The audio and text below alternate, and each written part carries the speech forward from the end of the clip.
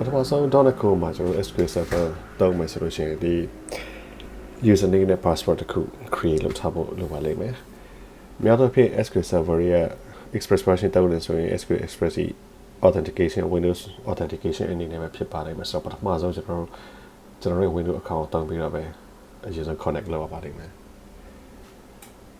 အဲ့လို connect လုပ်ပြီးကျွန်တော် security အောက်မှာ logins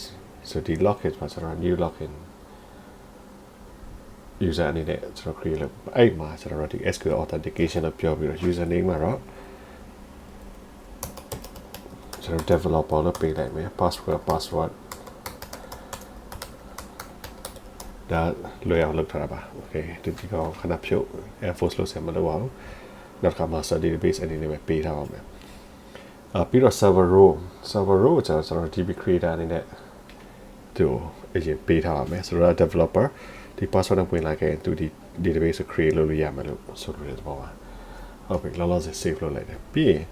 များသောအားဖြင့်ကျွန်တော်ဒီမှာပြန်ကြည့်ဖို့လိုပါတယ်ကျွန်တော်ရဲ့ server ကိုတွားကြည့် server ကိုတွားပြီးတော့သူရဲ့ properties မှာ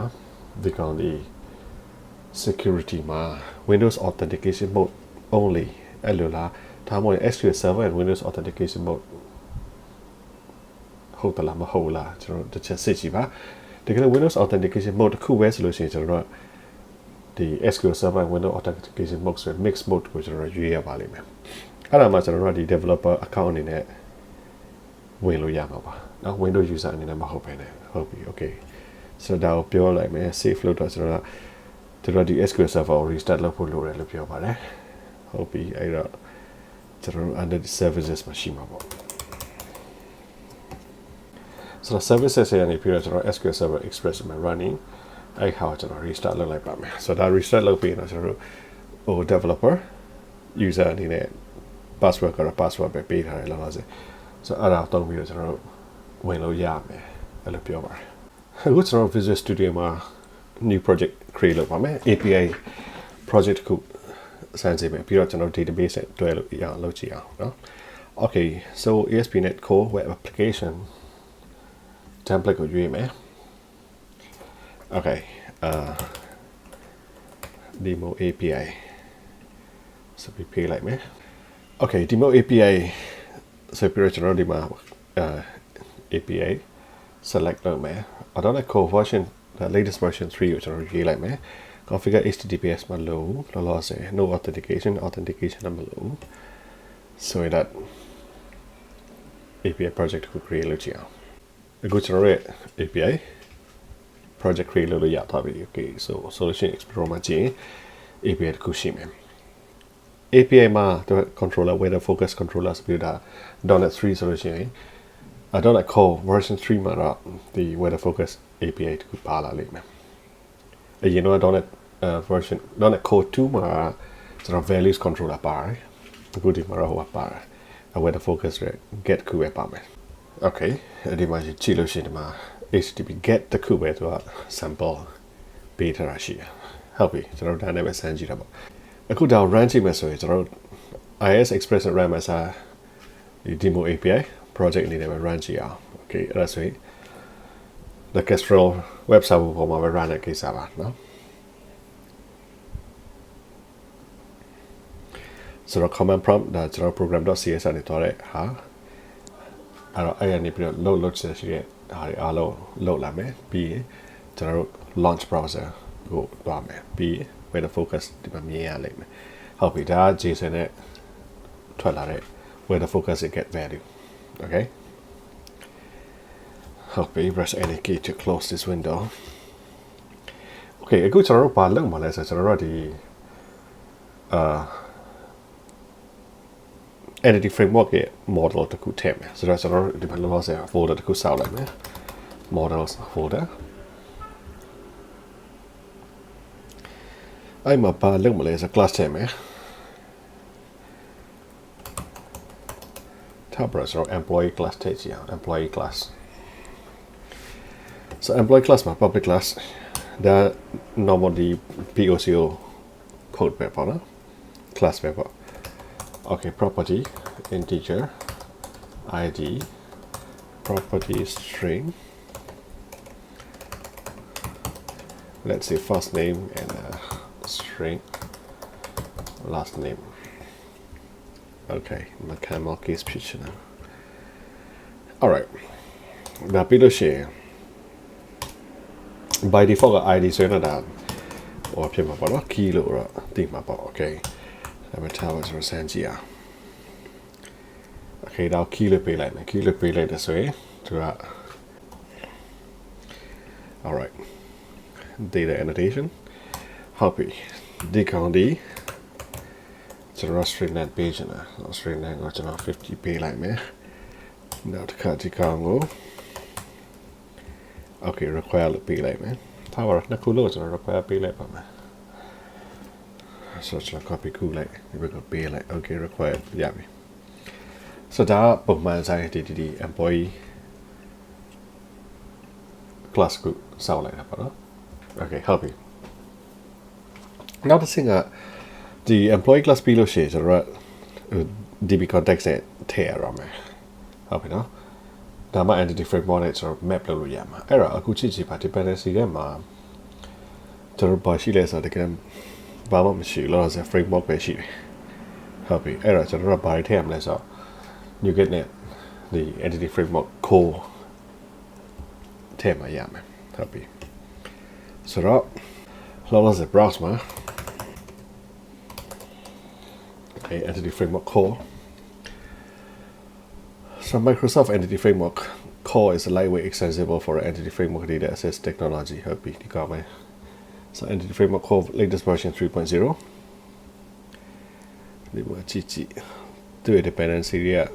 အများကြီးပဲ so loaded dependency တွေသူပြန်ပြီးထည့်သွားပါလိမ့်မယ်ဟုတ်ပြီ so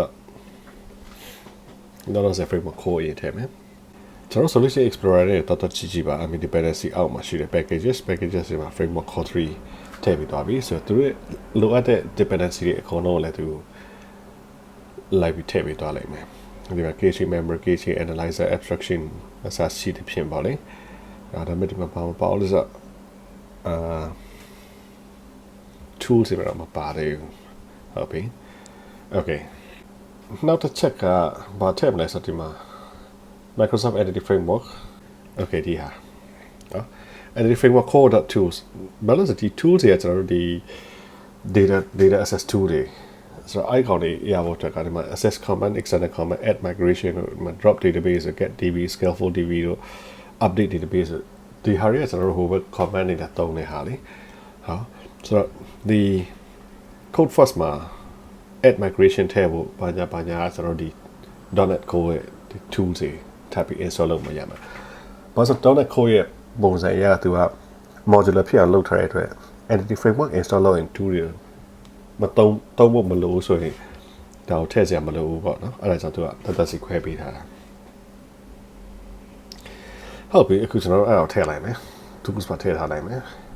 ပြီးရင်နောက်တစ်ခုစဉ်းစားရမှာကျွန်တော်တို့ဘာတုံးမှာလဲSQL Express တုံးမှာလားဒါမှမဟုတ်တခြားဟိုတုံးမှာလားဆိုတော့သူ့ရဲ့ provider တွေပေါ်မှာမူတည်ပြီးတော့အဲ့ဒီဟာကကျွန်တော်က install ထပ်လုပ်ရမှာဒါ NuGet package အနေနဲ့ပေါ့နော်ဆိုတော့အခုအဲ့ကောင် SQL server သုံးမယ်လို့ပြောရင်ဒါကျွန်တော်တို့ဒီ local DB ဖြစ်စေပါဖြစ်စေပေါ့နော်ဒါ SQL server SQL Lite လည်းရှိတယ် Postgres SQL သုံးမယ်ဆိုရင်ဒီ package ကိုသုံးရမယ်နောက်ခါ MySQL သုံးမယ်ဆိုရင်ဒီ package ကိုသုံးရမယ် okay ဆိုတော့အခုကတော့ကျွန်တော်က SQL server မှာသုံးပါဆိုတော့ဒီ version 3ကိုလည်းကျွန်တော်တစ်ခါလေးထည့်ထားလိုက်မယ်ဆိုတော့အခုလောလောဆယ်ကျွန်တော်ထည့်လိုက်တာ package 3ခု EF I mean .NET Core EF ဒါ Entity Framework Core တခုထည့်တယ် Entity Framework Core.tools ဒါ add migration တို့ဘာလို့ command တွေပေးလို့ရဖို့အတွက်သုံးတာနောက်တစ်ချက်ကကျွန်တော် SQL Server သုံးမှဖြစ်တဲ့အတွက်ဒီ Entity Framework Core.SQL Server ဒါ server provider ပေါ့နော်တခြား database သုံးမယ်ဆိုရင်တခြားဟာတွေသုံးမှာပေါ့ဆိုတော့ database ဆိုတော့ပြများက Microsoft ကနေပဲပေးထားတယ်ဒါပေမဲ့ထားပါတော့ဒီမှာကြည့် Postgres SQL ဆိုလို့ရှိရင် Microsoft ကထုတ်တာမဟုတ်ဘူးဒါ third party တခြားတယောက်ကထုတ်ပေးတာ free နောက်တစ်ခါ MySQL လည်းဒါ open source ကနေပြီးရေးပေးထားတာOracle database ဆိုတော့မယ်ဆိုလို့ရှိရင် Oracle ဟိုက NuGet package တကယ် free မရအောင်အဲ့ဟာတော့ကျွန်တော်ဝယ်မှရမယ် okay alright so ဒါတွေက install လုပ်ပြီးသွားပြီ so NuGet package လောလောဆယ်လိုတဲ့ဟာတွေ ကျွန်တော်တော်ပြည့်ပြည့်စုံစုံပြီးသွားပြီ okay အဲ့မှာ employee ရပြီ so ဒီ model နဲ့မှာပဲကျွန်တော်တို့ထပ်ပြီးတော့ဟို entity framework ကိုကျွန်တော်တို့ပြောရမယ် okay entity framework ဒါဒီကျွန်တော်တို့ကဒီ class ဒီ entity framework ကိုသုံးပြီးတော့ database နဲ့ map လုပ်ပါပါဆိုတဲ့အကြောင်းပြောရမယ်ဆိုတဲ့အတွက်ကြောင့်ကျွန်တော်တို့ဒီမှာ db entity ထည့်ရမယ်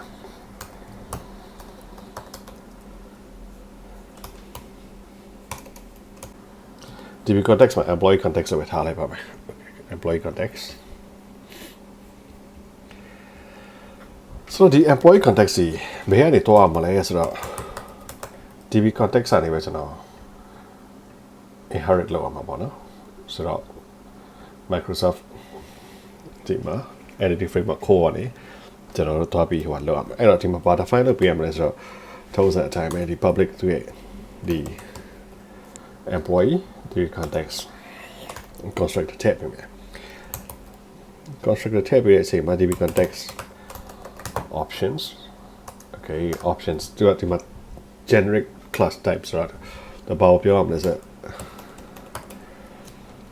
generate type ကို define လုပ်ပေးရမယ်ဆိုတော့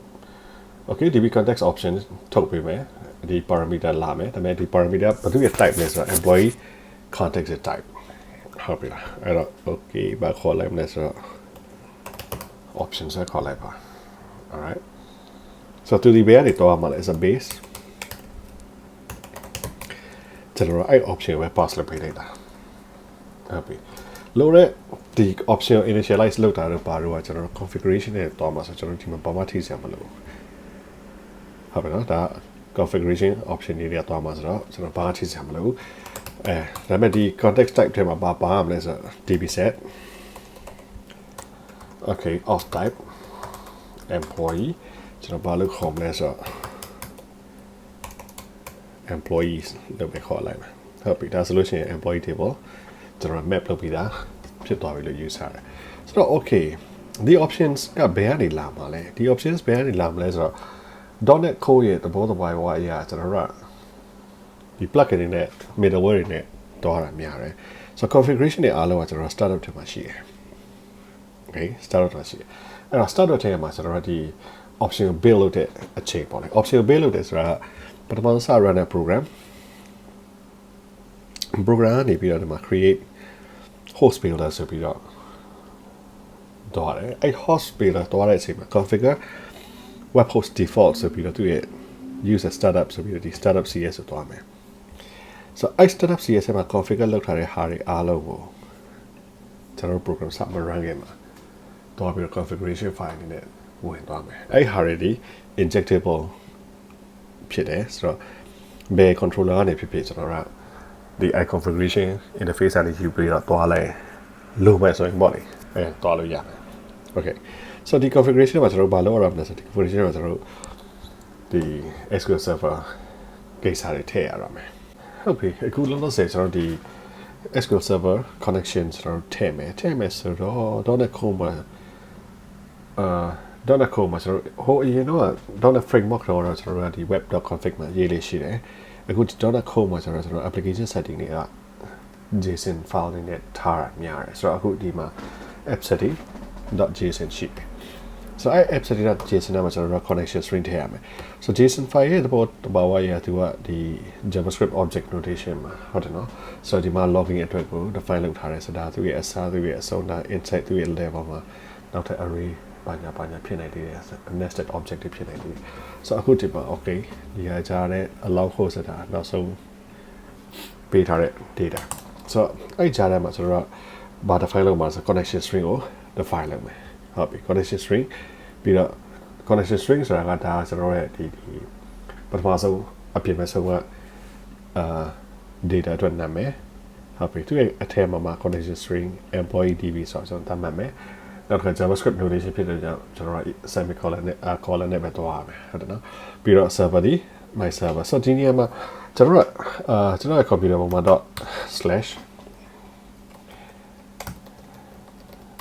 ./SQL expression ရှိတယ်ဒါပေမဲ့တခုသတိထားမှာဒီ JavaScript notation JSON file တွေနဲ့ပေးတဲ့အချိန်မှာဒီ slash ဒီ escape character ပါရမယ်ဆိုတော့ slash နှစ်ခုဖြစ်ရမယ် အဲ့ဒါမှကျွန်တော်တို့ server ကိုတွေ့မယ်ဟုတ်ပြီ database ကြီး employer db လို့ပြောတယ် user okay so user ကျွန်တော်ပြောင်းပေးလိုက်မယ် user ဒီပထမဆုံး video မှာကျွန်တော်ပြောထားတဲ့အတိုင်းကျွန်တော်ရဲ့ SQL Express server ထဲမှာကျွန်တော် developers ရဲ့ user ထည့်ထားတယ်ဟုတ်ပြီပြီးတော့ password က small letter password လို့လည်းထည့်ထားတယ်ဆိုတော့ SQL ရဲ့ connection string ဒါပေမဲ့ connection string ရဲ့နာမည်ဒီကျွန်တော် employee db အဲ့လိုလာဖြစ်မယ်ဟုတ်ပြီအခုကျွန်တော်က app setting ထဲမှာ connection string ကိုတတ်မှတ်ပေးလိုက်တယ် connection string ရဲ့နာမည်ဒီ employee db ဟုတ်ပြီနော်သူရဲ့ server ဒီဟာ database ဒါဆိုပြီးကျွန်တော်ပြောလိုက်တာပဲရှိတယ် okay so ဒါ app setting ကပေးပြီးသွားပြီ app setting ကပေးပြီးသွားလို့ရှိရင်ကျွန်တော်တို့ဘာလုပ်အောင်လဲဆိုတော့ဒီ startup ထဲမှာတွားပြီးတော့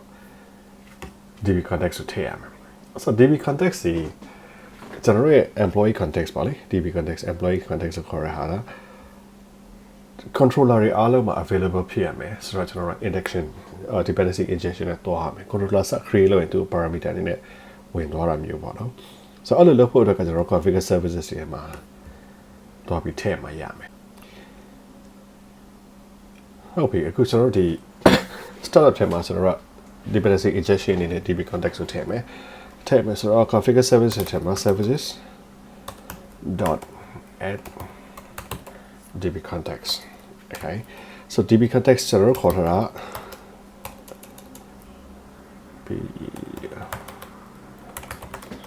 employee context ပေါ့နော်အဲ့ employee context ကိုထည့်မယ်ဆိုတော့သူကပြောတယ်ဒီ models ဘာလို့ကျွန်တော် models folder အောက်မှာရှိအောင်နော် so services.add ဒီဟာအဲ့လိုထည့်မယ်ထည့်ပြီးတော့ okay ကျွန်တော်ဘာပြောအောင်လဲဆိုတော့သူရဲ့ဒီ configuration ဟောတွေပြောရမယ် like options yeah ဒါ lambda function နဲ့ရေးလိုက်တာပေါ့နော် option.use sql server all right so use sql server let's say use sql server ကဒီ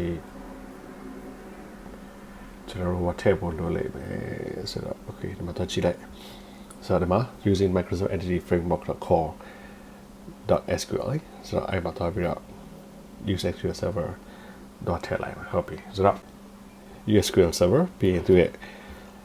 configuration နဲ့ပြီးတော့ connection string ဒီ employee db လို့ခေါ်ထားတယ်ဆိုတော့ဒီ configuration တွေဘယ်ရတာလဲဆိုတော့ဒီ configuration တွေကျွန်တော် public configuration သူရဲ့ဒီ startup စပြီးတော့ run လိုက်တဲ့ကွာကျွန်တော်ဒီကျွန်တော်ရဲ့ application တစ်ခုလုံးရဲ့ configuration တွေအားလုံးပေါင်းထားတဲ့ configuration interface configuration နဲ့ configuration လို့ခေါ်ထားတဲ့ဟာဆိုဒီကောင်ထဲမှာပါလာလိမ့်မယ်သူဒီဘာကိုပြောရလဲဆိုတော့ခုနက JSON file ကိုတော့ဖတ်ထားတဲ့ဟာအဲ့ JSON file ကိုတော့ဖတ်ထားတဲ့ဟာအဲ့ JSON file ဖတ်ထားတဲ့ဟာမှာ connection string လို့ခေါ်တဲ့ employee db ကို return ပြန်လုပ်ပေးပါလို့ပြောတာပဲပေါ့နော် okay ဒီမှာတစ်ခုပို့လိမ့်မယ် alright so ဒါဆိုရင်ကျွန်တော်တို့ဒီ add လောက်တာပြီးသွားပြီဟုတ်ပြီနော် option ပို့ပြီး share လို့ထည့်ထားလိုက် okay this ဒီကြားမှာကျွန်တော် function တစ်ခုထည့်လိုက်ရပါတယ်ဒါကတော့ lambda function အနေနဲ့ရေးထားတာ okay this ဒါဒီ use sql server ဆိုပြီးတော့ configure သွားလုပ်လိုက်ရမယ်ဒါဆိုရင် dependency injection နဲ့ကျွန်တော် connection ကဝင်သွားလို့ရပြီဒါဟာဒီမှာ configure လုပ်ပြီးသွားပြီကိုယ့်ရဲ့ browser နဲ့ sorry controller နဲ့ပြီးတော့ကျွန်တော်တို့ဒီဟာဆွဲသုံးရုံပဲလုပ်တော့တယ်ဟုတ်ပြီအခုကျွန်တော်တို့ဒီ database connection string နဲ့ setting လုပ်ပြီးပြီနောက်တစ်ခါ db context လည်းလုပ်ပြီးပြီဟုတ်ပြီနော်ဆိုတော့ the entity framework ကကျွန်တော် database ကိုဘယ်လိုသွားရမလဲဘာညာ connection string တွေပါလဲသိပြီးသွားပြီအဲ့ဒါကိုလည်း injection လုပ်ပြီးပြီဆိုတော့ကျွန်တော်တို့ကနောက်တစ်ဆင့်ပါလုပ်အောင်လဲဆိုတော့လောလောဆယ်ကျွန်တော်တို့ရဲ့ဒီ code first ကိုကျွန်တော် migrate လုပ်မယ်ဆိုတော့ကျွန်တော်တို့ဒီမှာ .NET framework ကိုရဲ့ entity framework ရဲ့ tools ကိုလည်းထည့်ပြီးသွားပြီ tools ထည့်ပြီးသွားတာဖြစ်တဲ့အတွက်ကျွန်တော် tools ထည့်ပြီးသွားဖြစ်တဲ့အတွက် add migration ကိုကျွန်တော်သုံးလို့ရမယ် and of course name so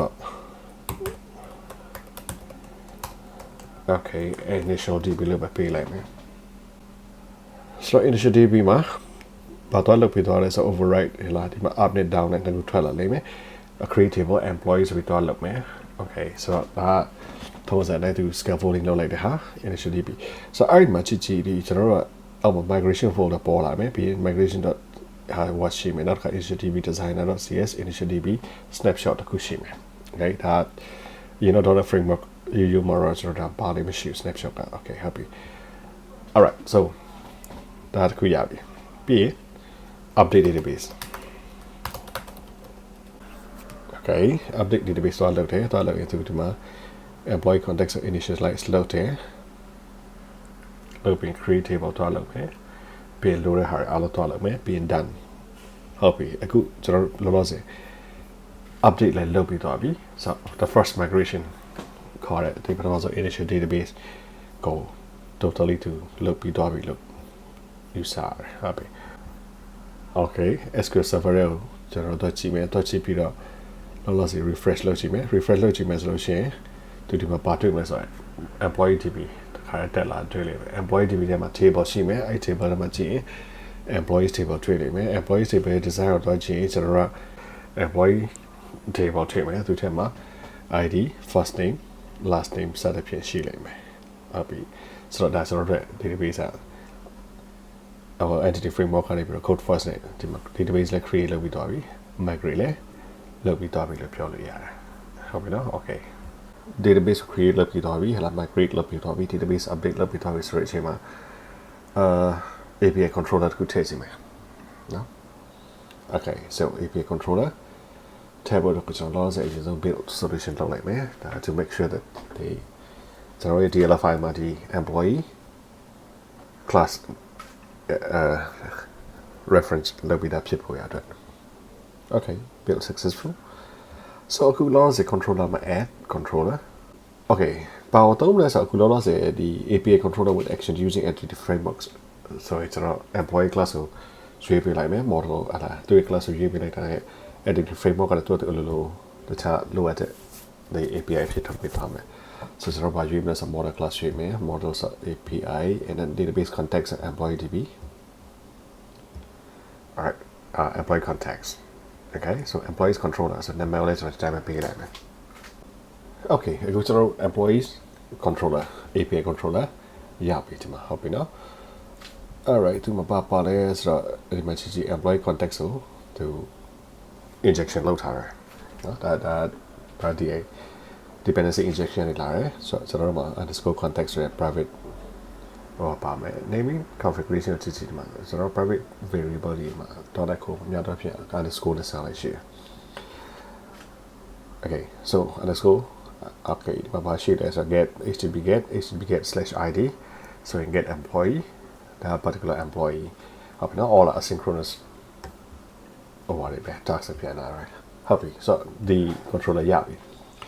of course controller ရပြီဆိုတော့ကျွန်တော်တို့ဘာလုပ်လို့ရပြီလဲဆိုတော့ဒီ postman လောက်ခါမျိုးရှိလို့ရှိရင်ဒါ test ဘာညာလုပ်လို့ရပြီ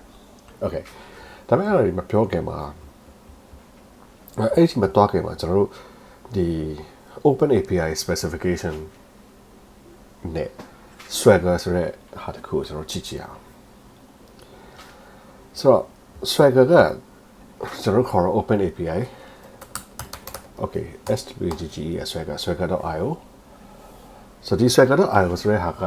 API development for everyone သူ့မှာ ticket tools ရှိတယ် swagger hub ရှိတယ် swagger inspector ရှိတယ် swagger code generation editor UI စသဖြင့်ရှိမယ်ကျွန်တော်တို့ဒီ .NET Core နဲ့ထွဲပြီးတော့ဘာလုပ်မလဲဆိုတော့ကျွန်တော်တို့ဒီ swagger ကိုသုံးမယ် swagger ကိုသုံးပြီးတော့ documentation generate လုပ်မယ်ပြီးလို့ရှိရင်အဲ့ဒီတခါရင်ကျွန်တော်တို့ API တွေကို test လုပ်လို့ရတယ် so ဒီ swagger ဘယ်ပုံမှန်မူတည်ထားလဲဆိုတော့အရင်တော့ swagger specification လို့ခေါ်တယ်ဒါပေမဲ့သူ correct ကလည်း open source ဖြစ်တဲ့အတွက်သူကနောက်ဆုံးဒီ open API အဖွဲ့ကို swagger ကနေပြီးတော့ဒီသူ့ရဲ့ code တွေအားလုံးလှူလိုက်တယ် donate လုပ်လိုက်တယ် donate လုပ်ပြီးတော့နာမည်ကိုလည်းသူတို့ open API specification လို့ပြောလိုက်တယ် so open API specification ကတကယ်ကကျွန်တော် JSON file တွေပဲဟုတ်နော် JSON file so API ရဲ့ဥမာဟိုဘယ်လို object လို့ရပြီးဒီကောင်ကဘာ object return လုပ်မယ်နောက်တစ်ခါ HTTP file ပါပြီးတော့သူ့ရဲ့ header ရဲ့ဘာတွေရှိတယ်ဘာညာအစပေါ့လေအကုန်လုံးဒီ swagger ကနေပြီးတော့ automatically generate လုပ်ပေးလို့ရတယ် so အခုဘာလုပ်မလဲဆိုတော့ကျွန်တော်တို့အဲ့ဟာကို .NET Core ထဲမှာ swagger ကိုတော့ထည့်မယ် so .NET Core ထဲမှာ swagger ထည့်မယ်ဆိုတော့ swagger ကို .NET Core မှာကျွန်တော်so ဒီပုံမှန် swagger ကများတော့ဖြစ်ဒီကျွန်တော်တို့ဒီ Java a node.js တို့ Python တို့ Ruby on Rails တို့နဲ့အတူတူအလုပ်လုပ်တာများတယ်ဆိုတော့ .NET Core မှာကျတော့ဒီ Swagger ကဘယ်လိုအနေနဲ့လာလဲဆိုတော့ Swashbuckle ဆိုတဲ့နာမည်နဲ့လာတယ်ဟုတ်ပြီနော် Swashbuckle ဆိုတော့ကျွန်တော်တို့လောလောဆယ်လိုတာပါလို့လဲဆိုတော့ swashbuckle.asp.netcore.swagger ဆိုတဲ့ NuGet package ကို install လုပ်မှရမယ်နော် okay အဲ့တော့ကျွန်တော်ပထမဆုံး NuGet package ကနေပြီးတော့ Swashbuckle လိုက်ရှာမယ်ဟုတ်ပြီ browse မှာ Swagger ဒါမှမဟုတ် Swashbuckle နှစ်ခုလုံးရှာရပါတယ်Okay, Swagger လို့ရှာလဲ Swashbuckle ထွက်လာမှာပဲဘာလို့ဆို ASP.NET Core ပေါ်မှာဖြစ်တယ်လို့ Okay so ဒီမှာ Swashbuckle.asp.netcore.swagger ဆိုတာရှိတယ်နောက်တစ်ခါ .gen ရှိတယ် Swagger gen ရှိတယ် Swagger gen ဆိုတာဒီ code generate လုပ်တဲ့ဟာနောက်တစ်ခါ Swagger UI ဆိုတာကသူ့ရဲ့ဟို Swagger test လုပ်လို့ရတဲ့ documentation view လုပ်လို့ရတဲ့ UI ကိုသူလုပ်ပေးမယ်ဟာဒါပေမဲ့ဒီ .NET 3 .NET Core 3ဆိုလို့ရှိရင်သူကဘာလို့လဲဆိုတော့ include pre-release ဆိုတဲ့ဟာကို check လုပ်ထားဖို့လိုတယ်။ဘာဖြစ်လို့လဲဆိုတော့ .NET Core 3.0 မှာကျွန်တော် Swagger latest release 5နဲ့တော့ရမှာ။နောက် .NET Core 2.2 ဆိုတော့ရတယ် 2.2 ဆိုရင်တော့ဒီမှာဒီလောလောဆယ် current version 4နဲ့ပဲရတယ် stable most stable version 4 okay ဒါပေမဲ့ဒီ version 5လောလောဆယ်ဒီမှာ .NET standard version 2 okay ဒါပေမဲ့ .NET Core 3ဒီတော့ရတယ်။ဟုတ်ပြီနော်။ဆိုတော့ make sure that the include pre-release ဆိုတဲ့ဟာကျွန်တော် check လုပ်ထားရမယ်ပြီးရင် latest version 5 okay RC release candidate 4 yeah okay အဲ့ဒါကျွန်တော်အဲ့ဒါ install လုပ်လိုက်မယ် okay so Swagger ကို install လုပ်ပြီးပြီဆိုရင်ကျွန်တော်တို့ package မှာတော့ချက်ကြည့် swashbuckle.asp.netcore.swagger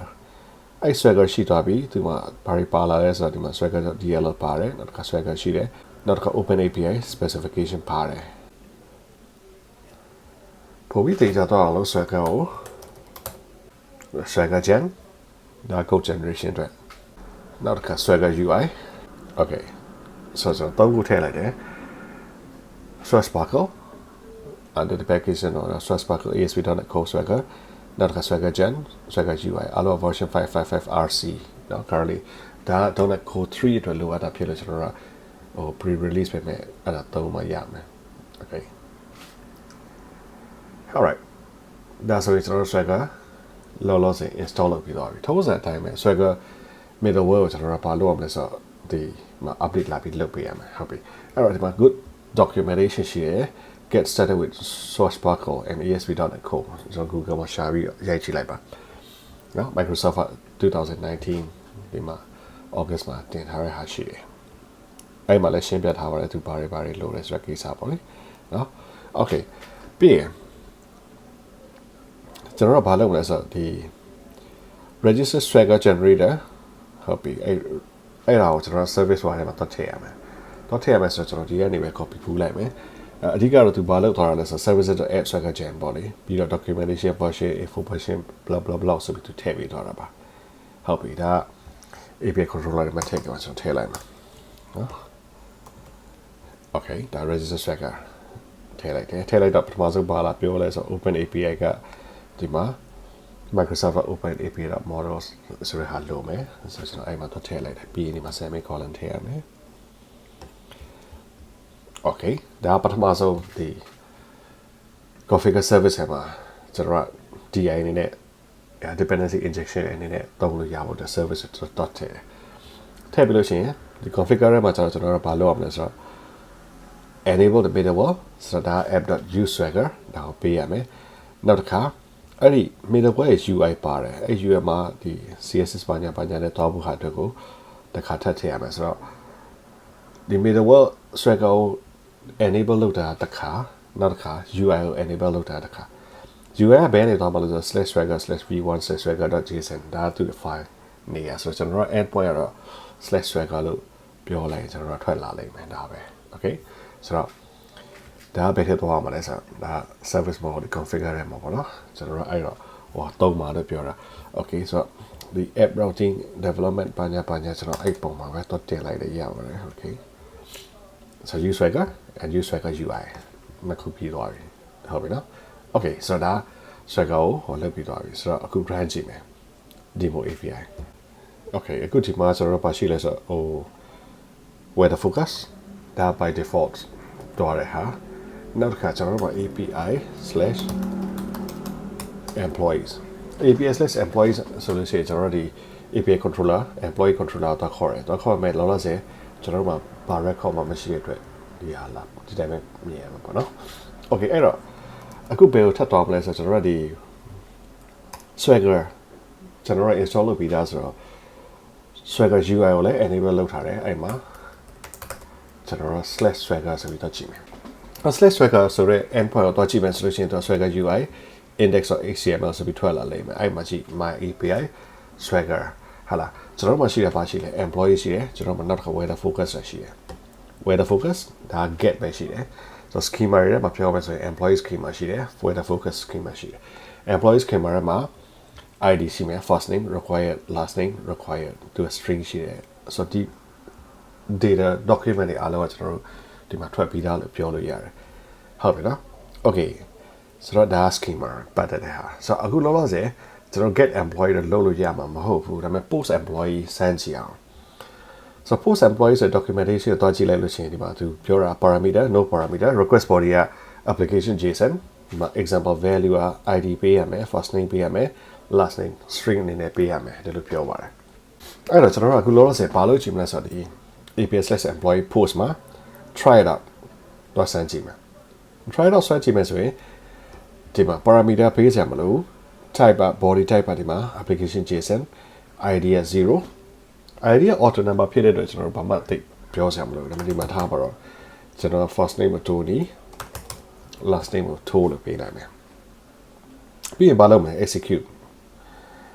ဟုတ်ပြီအခု loading execute လုပ်နေတယ်သူ execute လုပ်ပြီးသွားပြီ execute လုပ်ပြီးသွားပြီဆိုရင်ဒါသူတို့က call or နဲ့တွားရင်ဒီလိုဖြစ်မှာပေါ့ post URL request URL ကဒီမှာ API/employee ဒီမှာ post server response 2000 sorry server response 201 so that success id ဒီမှာကြည့်ကြည့်လိုက် id က1 Tony To ဟုတ်ပြီနော်နောက်တစ်ခါ response header ဒါတွေပါလာလိမ့်မယ် so success လည်းဖြစ်တယ် okay so ဒါကကျွန်တော်ဆန်းလို့ပြီးသွားပြီဆန်းလို့ပြီးသွားပြီဆိုတော့တကယ်လို့ get API ကတွားလို့ခဲ့ရင်ဘာဖြစ်မလဲ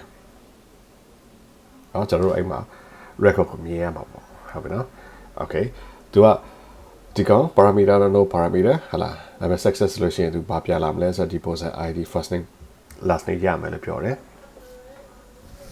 အဲ့မှာကျွန်တော် try out လုပ်ကြည့်မယ်ဆိုရင် execute လုပ်လိုက်ပါ execute လုပ်လိုက်လို့ရှိရင်ဒီမှာ the response topic get လုပ်တဲ့ဒီ URL တော့ရတယ်ဟာလားပြန်လာတာပါလေ id1 Tony To ဒါပြန်လာတယ်ဆိုတော့ဒီကောင် download လုပ်မယ်ဆိုလည်းလုပ်လို့ရပါတယ်ဒါသူရဲ့အဖြေကိုပြောတာ okay အခုတော့ဒါတစ်ခုဝင်သွားတာပေါ့နော်ဟိုမှာ record တစ်ခုဝင်သွားပြီဟာလားနောက်တစ်ခါ post ဟောကျွန်တော်ထပ်လုပ်မယ်ဆိုတော့0ပဲထားမယ် okay Jim Bricksman ထားပါ Jim Brickman အနေနဲ့ပေးလိုက်တယ်ထပ်ပြီးတော့ execute လုပ်လိုက်တယ် yes success 201 okay notice ဒီမှာ id2 လို့ automatically လာဖြစ်လိမ့်မယ်နောက်တစ်ခါ Jim Brickman ဖြစ်တယ်အဲ့တော့တစ်ခါကျွန်တော် get တော့လုပ်ကြည့်မယ် execute လုပ်လိုက်မယ်တော့ပြီး execute လုပ်တယ်အခုလောဆယ် record ဘယ်နှခုရှိလဲဆိုတော့ record နှစ်ခုထွက်လာလိုက်မယ်ဟုတ်ပြီဒါကကျွန်တော်တို့ပြောတဲ့ဒီ swagger ရဲ့တကယ် powerful ဖြစ်တဲ့ feature ကိုကျွန်တော်ပြောပြတယ်ကျွန်တော်လိုတာဘာလို့လဲ dependency injection လုပ်ပြီးတော့ကျွန်တော် configure လုပ်လိုက်တာနဲ့ပဲကျွန်တော် UI တွေလည်းရမယ်ကျွန်တော် header တွေဘယ်လိုရေးရမယ်ဟိုဟာဆိုတာလည်းဒီမှာ documentation အနေနဲ့လာပြီးတော့တစ်ခါလေးမြင်လိုက်မယ်ဆိုတော့ထားပါတော့ဒီဟာ database ကနေထွက်လာမှာပဲအခုလောဆယ် employee ကိုတွားကြည့်လိုက်ပါဆို ID 1 Tony To နောက်တစ်ခါဒီမှာ ID2 Jim Brickman ဒီလိုမျိုးလာတွေ့မှာပေါ့ဟုတ်ပြီဒါကဘာကိုစမ်းနေရလဲဆိုတော့ဒီမှာ okay cancel လိုက်ပြီကော okay get ဒီကောင်က post ဟုတ်ပြီနောက်က put ထားပါတော့ put မှာကျွန်တော် parameter ပေးရတာမယ်ဆို try it out မှာ parameter ပါလာပြီဟုတ်ပြီလား try it out မှာ parameter ပါလာတော့ကျွန်တော် ID1 ပေါ့နော်ဆိုတော့ ID1 ဒီမှာ ID1 ဖြစ်ရမယ်Tony Burmer first name last name အဲ့ဒါကို execute လုပ်မယ် execute လုပ်လို့ရှိရင်ဒီမှာ204ဆိုတော့ဒါသူ success ဖြစ်သွားပြီ success ဖြစ်သွားပြီဆိုလို့ရှိရင်အခုဒီမှာ execute လုပ်ကြည့်ပါ execute လုပ်ကြည့်လို့ရှိရင်ဘာတွေ့မလဲဆို ID1 Tony To မဟုတ်တော့ဒီမှာ Tony Burmer ဆိုတဲ့ဟာဖြစ်မယ် okay အဲ့လိုပဲဒီမှာ API နဲ့တော့ခေါ်လဲ အတူတူပဲတွေ့ပါမယ်ဆိုတော့ဘာလဲဆိုဒီက edit framework နဲ့ကျွန်တော် direct ချိန်ပြီးသားဖြစ်တဲ့အတွက်ကြောင့် database ကိုပါသူကတော့ပြီး update လုပ်တယ်နော်နောက်တစ်ခါ powerful ဒီ swagger block powerful ဖြစ်တယ်လဲဆိုရှင်ကျွန်တော်အခုလောလောဆယ်ဒီမှာ run နေတယ် run နေပြီးတော့ဒီမှာ okay get employees ဒီ get ကိုကျွန်တော်တော့ကြည့်မယ် okay get ကိုမကြည့်ပါနဲ့ကျွန်တော် delete ကိုတော့ကြည့်ပါဖို့ချေ alright http delete id ဒါပေမဲ့ကျွန်တော်တကယ် delete မလုပ်ဘူးလေနော်လောလောဆယ်ကြည့်ချင်မယ် so ဒီမှာ breakpoint ပေးလိုက်တယ် okay delete သွားမယ် delete သွားရင်သူဘာပေးရမလဲဆိုတော့ဒီမှာ id ပေးရမယ်လို့ပြောရဲဆိုတော့ id 1ကိုကျွန်တော် delete သွားမယ် execute လုပ်လိုက်တာနဲ့ပဲဘယ်ရောက်သွားမလဲဆိုတော့ကျွန်တော်တို့ဒီမှာ breakpoint ကိုတစ်ခါတိုင်းရောက်လာမယ်ဆိုတော့ id မှန်လားမမှန်လားကြည့်ဒီမှာဟုတ်ပြီနော်သူရဲ့ id value တွေမလောက်လဲပေါ့နော်ဆိုတော့အမှ id 1ဟုတ်လားဆိုတော့အခုလောလောဆယ်ကျွန်တော် execute မလုပ်တော့ပါဘူးဆိုတော့ဒါကဘာပြောရလဲဆိုတော့ Swagger Open API specification and documentation and UI ဟာလားပြီးတော့ code generation ဒါတွေအားလုံးကဟို API development ဆိုလို့ရှိရင်တကယ်အများကြီးအသုံးကျပါလိမ့် basic အနေနဲ့တော့ဒီ Swagger Swag Sparkle ထည့်ပြီးတော့ပဲကျွန်တော် UI နဲ့ဆန်းပြီးသုံးနေရပါလိမ့်မယ်အဲ့ဒါတွေအကုန်လုံးအောင်မြင်သွားပြီဆိုလို့ရှိရင်တော့ဒါကျွန်တော်တို့ကဒီအရေးတစ်ခုလုံး run ပြီးတော့နောက်ထပ် postman လို့ဟာမျိုးနဲ့ထပ်ပြီးတော့ data testing လုပ်လို့လည်းရပါလိမ့်မယ်ဆိုတော့ Swagger ရဲ့အဓိကအကျိုးကျေးဇူးကတော့ documentation တွေထုတ်ပေးတယ်ဆိုတော့ကျွန်တော်ကဘာ parameter တွေထည့်ရမယ်နောက်တစ်ခါ header မှာဘာတွေထားမယ်စသဖြင့်ပေါ့လေနော်အဲ့ဟာတွေအားလုံးဟိုတနေရာနဲ့လုပ်ပေးသွားတဲ့ပုံစံပေါ့လေဟုတ်ပြီဆိုတော့အခုဒီတစ်ခုလုံးမှာကျွန်တော်ပြောလာခဲ့တာပြန်အချင်းချုပ်ရမယ်ဆိုလို့ရှိရင်ပထမဆုံးက database မှာတွားပြီးတော့ setting လုပ်တယ် setting လုပ်တယ်ဆိုတော့ developer အနေနဲ့ user တယောက်ပတ်ထည့်ထားတယ်အဲ့ဒါကို DB creator အနေနဲ့ပေးလိုက်တယ်ဒါကကျွန်တော်ရဲ့ SQL server ပေါ်မှာလုပ်ရမယ့်ကိစ္စအဲ့ဒီပထမပိုင်းပြီးလို့ရှိရင်ကျွန်တော်တို့ဒီ